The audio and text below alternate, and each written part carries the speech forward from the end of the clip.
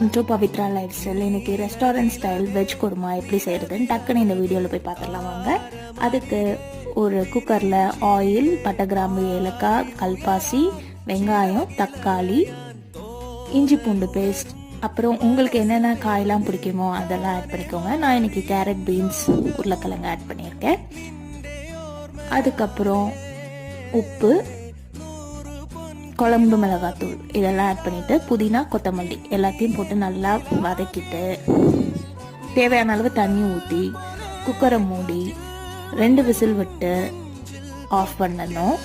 அந்த கேப்பில் நம்ம ஒரு மிக்சி ஜாரில் தேங்காய், முந்திரி, கசகசா எல்லாத்தையும் அரைச்சி பேஸ்ட் ஆக்கி வச்சுட்டு ப்ரெஷர் ரிலீஸ் ஆனதும் அதை அதில் ஆட் பண்ணிவிட்டு சிம்மில் வச்சு எண்ணெய் பிரிஞ்சு வந்ததும் சர்வ் பண்ணோன்னா குருமா ரெடி.